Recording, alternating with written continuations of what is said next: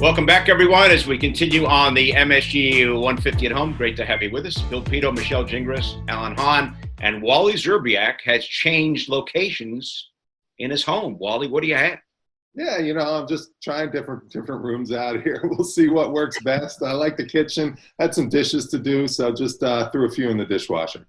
I don't believe you did any dishes. Do you guys? You'd be surprised what I've been up to in this quarantine, Mr. Pidto. Never knew I had the chef in me. Nice. What's your dish, Wally? I've made everything. A little New York strip. Last night was baked honey ham. What? Good stuff for Easter. Yeah.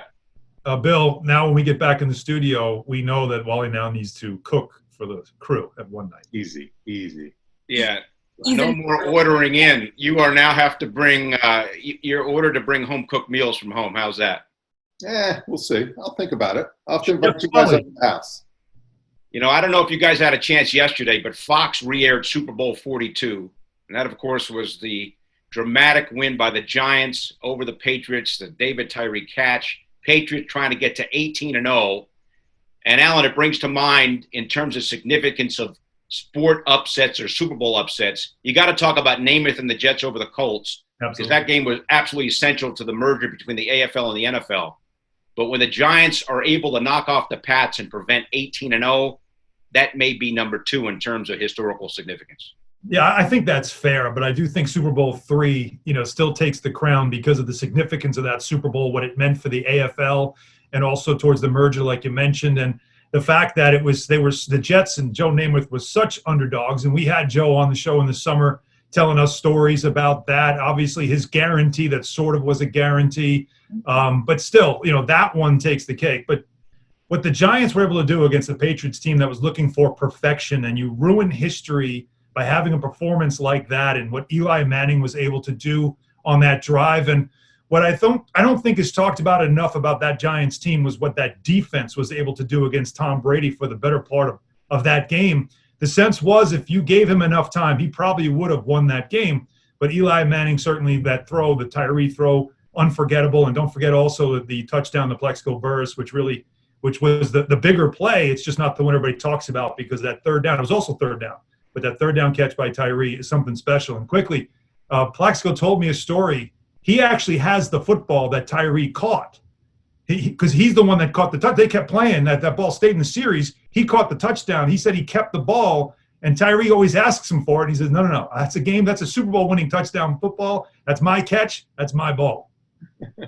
Wally, what do you think of the game? Did you watch it? Oh, of course. I didn't watch it yesterday. I was busy watching the 2019 Masters with Tiger Woods. That was pretty fun stuff to watch. And that was a pretty big upset when we talk about upsets. If we want to compare upsets, I don't think a lot of people thought Tiger was going to get back into the major winning circle. But, yeah, that win was huge for the Giants. We got guys like Alan Hahn saying that, Eli Manning's a Hall of Famer here, so why is it that much of an upset? That was a great Giants team with a phenomenal coach. They had a great offense. They were the hottest team in the NFL at that point. They were really hot in the playoffs. And Wally, the Patriots hadn't lost all year, pal. It didn't matter. They had a tremendous defense. In football, we know anything can happen. The unbalanced schedule you play in football, you don't play every team, in the league. So when you see a team for the first time, you never really know what's going to happen. I just don't see in professional sports that being that big of an upset because we've seen so much parity in the NFL in the past years. We're pretty much obviously the Patriots have dominated, but anyone can get into the Super Bowl, and a lot of different teams have won it.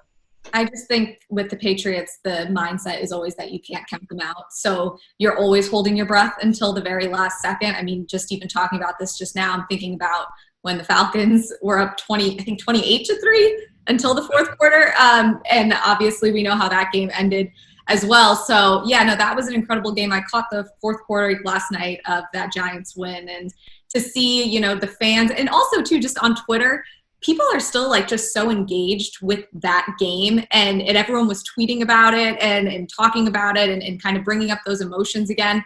And I do think of all of the things with quarantine and the issues and we're not getting live sports and stuff. The one silver lining has been that we have gotten to revisit a lot of these iconic games, these iconic moments in sports history that just really touch your soul.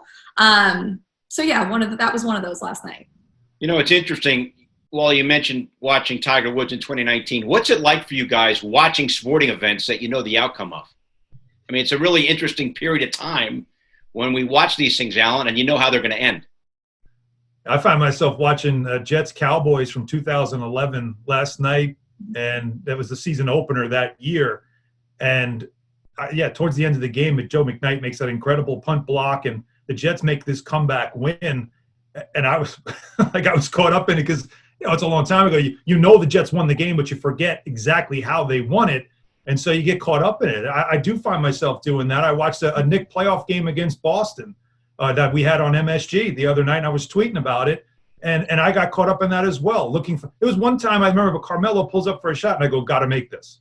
Yeah. I said it out loud, like, I was looking he hit the shot, but in my head I'm thinking, you got to make this shot. They're making a push here, so it just you do get caught up in it. The other silver lining too, Michelle, is that the younger generation who does a lot of comparing with history, or at least sees us do that, they get to see these games in its length instead of just highlights of great players from the past. They get to relive the actual game and say, okay, this is how it went down. And so it's a much different perspective when you're watching a game from start to finish. On that note, really quickly, I recently watched, if you saw, ESPN hyped up the Saints-Atlanta Falcons rematch. It was the first game back in the Superdome. I went to school in New Orleans, and I've grown up now just loving the Saints. And that game, I mean, I was like, my dad was like on FaceTime with me, and he was like, Michelle, like, are you okay? Like, the game happened. And I'm like, he's going to block the punt. He's going to, And you find yourself just like so emotionally invested because you love those periods of time or those teams. And so to see that success again, and as you mentioned too, for other younger generations to understand what that game meant in particular for the Saints and just their rebirth in the city. It was cool. I was tearing up. I watched Duke, Kentucky a couple weeks ago, and the Leitner shot you can watch over and over and over again, even though you know that he made the shot. It's one of the most amazing moments to watch even all these years later. It is, but when we talk about the biggest upsets in history, that Giants-Pats upset, it's not even close. I mean, my number one upset that I've been a part of is when the 16 seed beat a 1 seed, when Virginia went down against UMBC in the NCAA tournament a couple years ago. To me, I don't know if that's ever going to happen again. They didn't have DeAndre Hunter, one of their best players who's now in the pros playing for the Atlanta Hawks. But you look at other upsets in college basketball, like Villanova beating Georgetown. That's a game I watched just recently last week. And to watch that game again and just see the expertise and how perfectly Villanova had to play that game, had to manage that game, the job that Rolly Massimino did coaching that game because they were at such a talent deficiency was an amazing upset and an amazing big win on the biggest stage, obviously. And what about Miracle? The Miracle on Ice, 1980.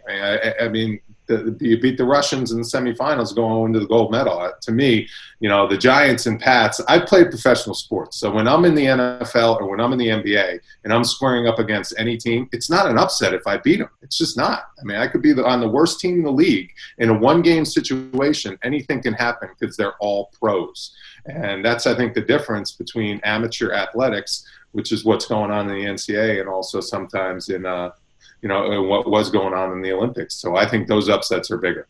Talking about great performances, Bernard King in the 83-84 season had back-to-back 50-point games.